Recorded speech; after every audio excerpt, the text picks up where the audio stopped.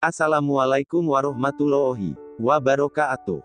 Jumpa lagi dengan kami yang akan menceritakan pengembaraan Mbah Kiai Abdul Karim, pendiri Pondok Pesantren Lirboyo Kediri. Manap adalah nama kecil Kiai Haji Abdul Karim. Beliau putra ketiga dari 4 bersaudara, putra pasangan Abdur Rohim dan Salamah. Manap lahir pada tahun 1856 Masehi, di sebuah pedukuhan di desa Diangan Kawedanan Mertoyudan. Letaknya agak terpencil di wilayah selatan Magelang.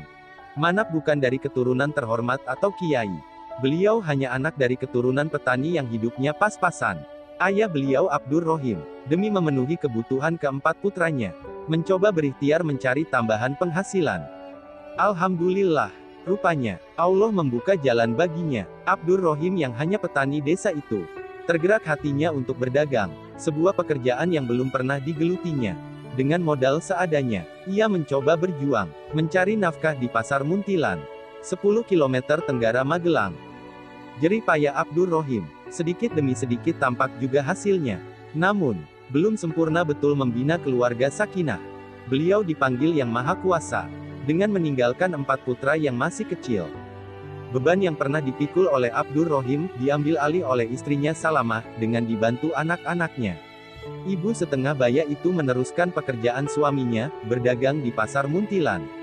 Sedangkan Manap bukan hanya membantu ibunda di pasar, namun sehabis itu dia masih menyabit rumput untuk kuda peninggalan ayahnya.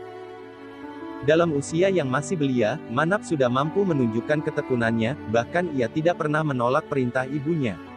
Beberapa tahun kemudian, Nyai Salamah menikah lagi, rupanya ia menyadari betul kodratnya sebagai wanita. Walaupun mampu menegakkan ekonomi keluarga, namun ia merasa tak layak menjadi kepala rumah tangga.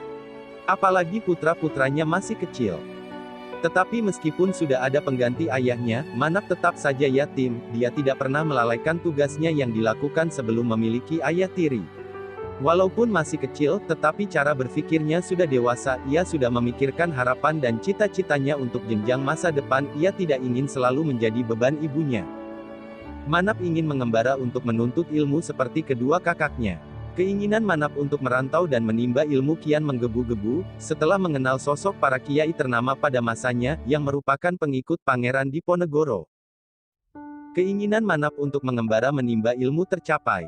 Setelah kedatangan salah satu kakaknya yang bernama Aliman dari perantaunya, guna menjenguk keluarga dan berniat membawa adiknya untuk diajak mengembara guna menimba ilmu.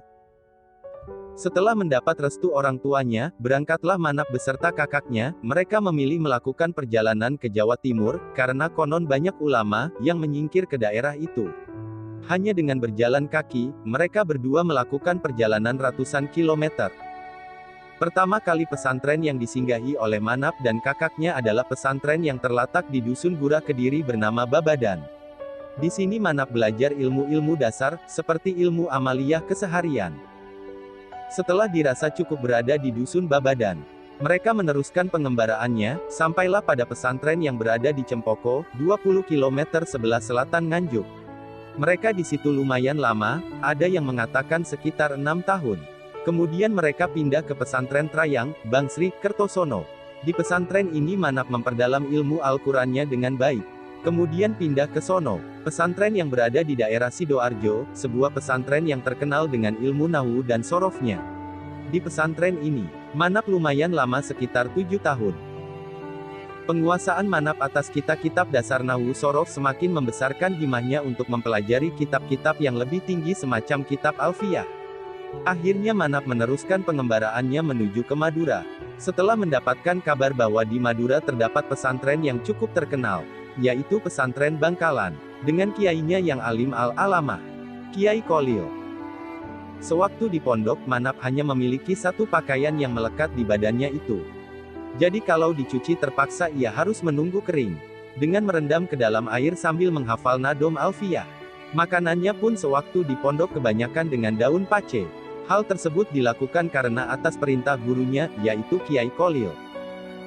Waktu terus bergulir, hari demi hari, bulan demi bulan, tahun demi tahun telah Manap lewati. Tidak terasa ia telah melewati hidup di pesantren ini selama 23 tahun. Yang pasti ilmu agama Manap tidak diragukan lagi, apalagi ilmu Nahwu dan sorofnya. Maka dari itu pesantren Lirboyo dahulu kala terkenal dengan ilmu alatnya, yakni ilmu nahwu dan sorof. Demikianlah kisah Mbah Kiai Abdul Karim dalam mencari ilmu agama. Dan sampai jumpa lagi di kisah-kisah berikutnya. Wassalamualaikum warahmatullahi wabarakatuh.